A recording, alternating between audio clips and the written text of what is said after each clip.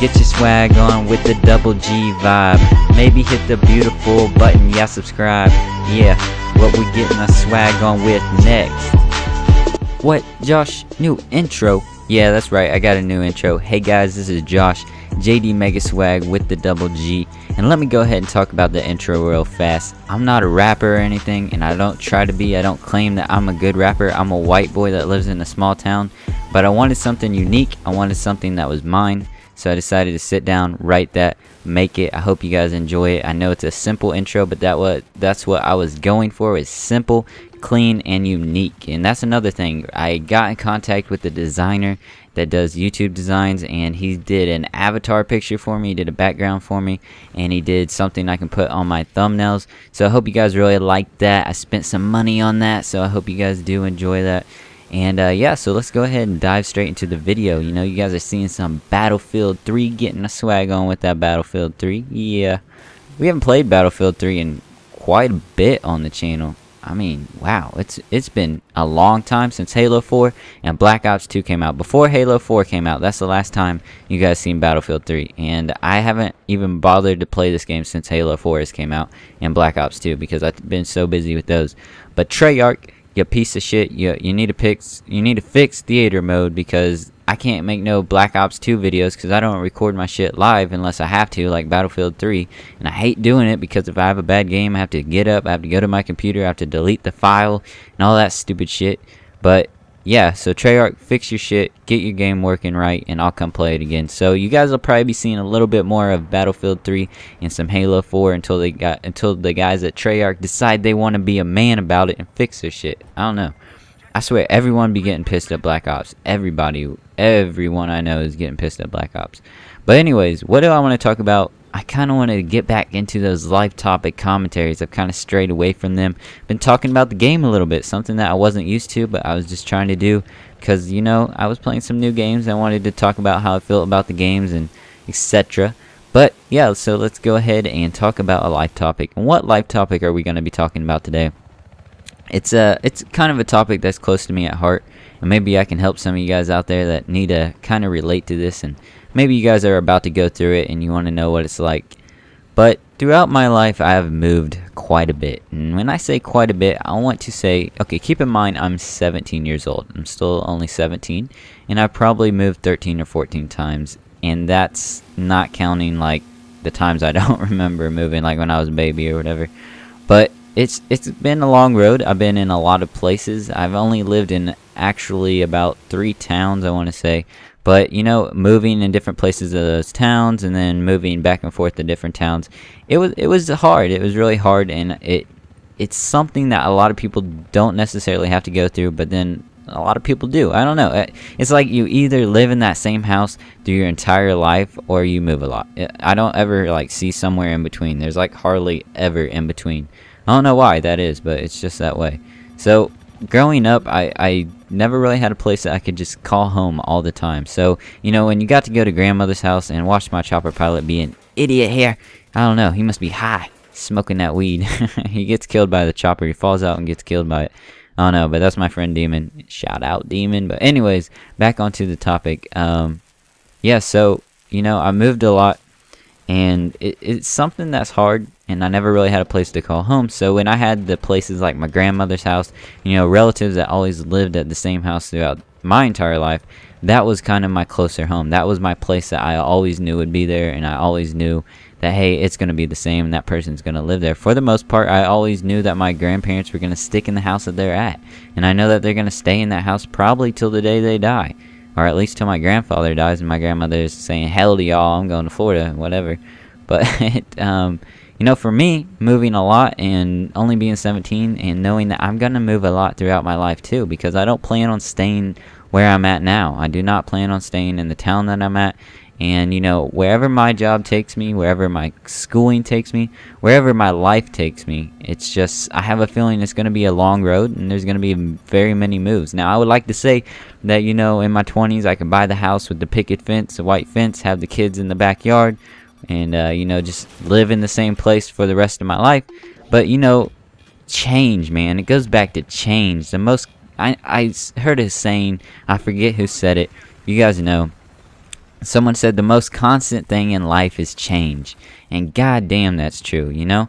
I could say, yeah, my plan is this. I'm gonna go get a house and stay in that one area forever. And then 2 years after owning that house, my job could be like, Josh, you gotta move to a different city or you ain't gonna have a job no more. And of course, I'm gonna move to where my job is because that's how I afford to pay the bills, put the food on the table. And so when it comes down to it, you never really know. There's nothing that is exact in this world unless you're old and retired. Then yeah, pretty much everything's exact. But I don't know, I mean, you could plan on saying, hey, this is where I'm gonna live the rest of my life, and I can tell you right now, change can come and it could force you out of that situation. And don't always look at change as such a bad thing. Everyone looks at change as a negative thing because, you know, things are coming, things are changing in your life, and humans are uncomfortable with change. You know, you take a person that lives on the streets or lives in the, you know, the public, and you throw them in jail, they're gonna have a hard time adjusting to that because it's change, and everyone's not used to change, you know? Anyone that has to deal with change, most of the time they get fearful about it. There's some part of you that's fearful about change. You know, I'm starting college in January. I'm happy I'm starting college and I'm ready to do it and I'm excited. I have a positive attitude about it. But, you know, there is a part of me that's kind of scared about it because it's change. It's something new. I never did college.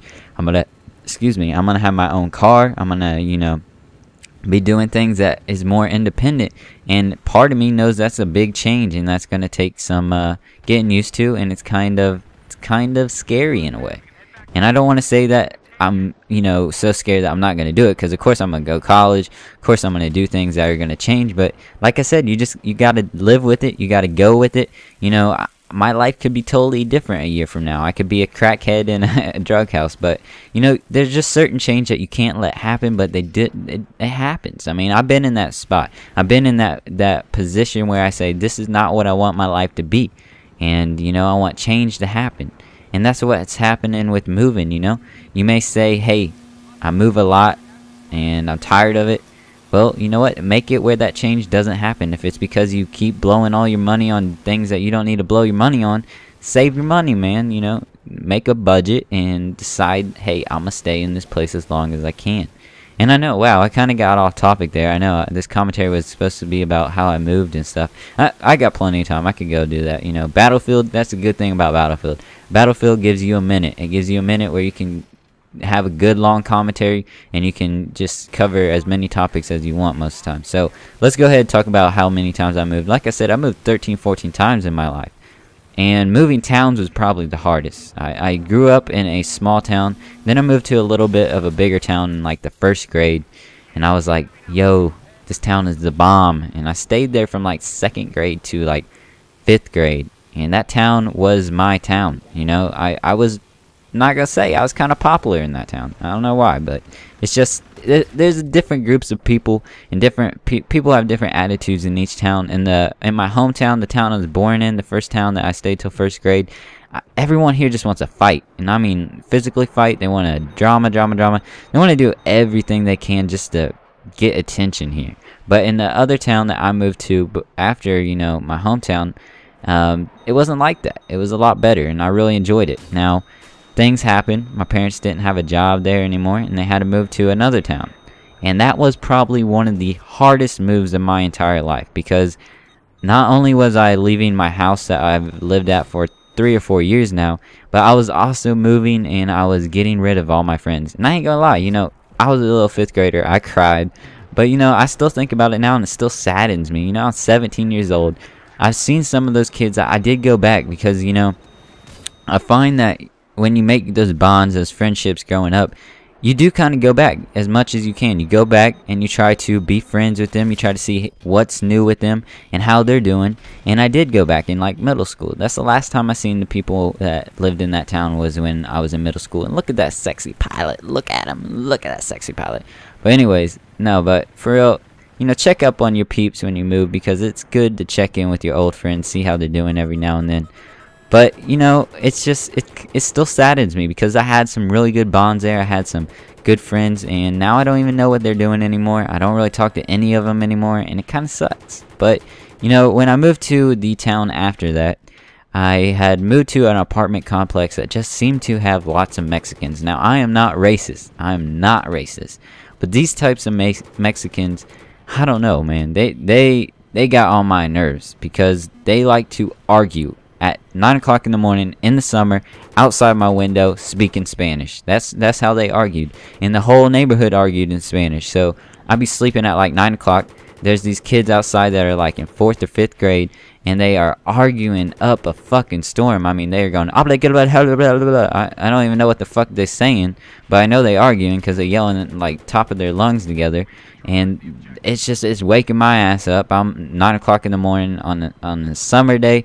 You know, I normally don't get up till like 2 in the afternoon on a summer day, and these motherfuckers are outside my window speaking Spanish, and I'm getting pissed off. But no, for real, I mean, Mexicans were cool and all, but actually I wasn't really used to that, because moving to that town, I got exposed to a lot of ethnic groups that I wasn't used to. I was used to all whites, and it was something that I wasn't used to. And my best friend actually became a black person, and he was a pretty cool kid. His name was Orlando. Orlando, shout out if you're watching this. I doubt you even know it's me, but I mean, you know, it's kind of good to move to different areas in a way like that, because it gives you experience in ethnic backgrounds. I don't know. I mean, I always see people that live in like LA, New York. They always have friends of different ethnics, and I don't have that where I live now, because after that town, I had to move back to my original hometown where everyone just wanted to fight and shit.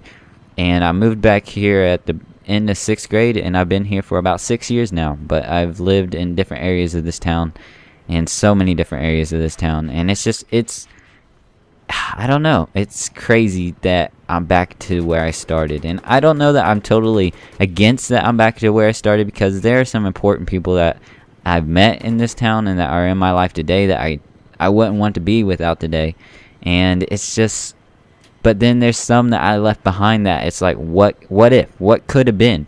What if that person, you know, that girl back then that I liked, what if that girl grew up to be my wife instead of whatever girl that's going to be my wife from here, or however it's going to go now? You always wonder. I think everyone thinks about their past and situations of moving. You know, there's a vlog I want to do. I know, spoiler alert. I'm going to give you guys a spoiler alert on a future video. But I want to start doing these vlogs where I get kind of deep. I get kind of in touch with you guys, and I'll let you guys know some personal stuff. And there's this one that I want to do when it's like, what's it like with the dead parent. My dad is dead, and I want to do a commentary on that, on what that's like.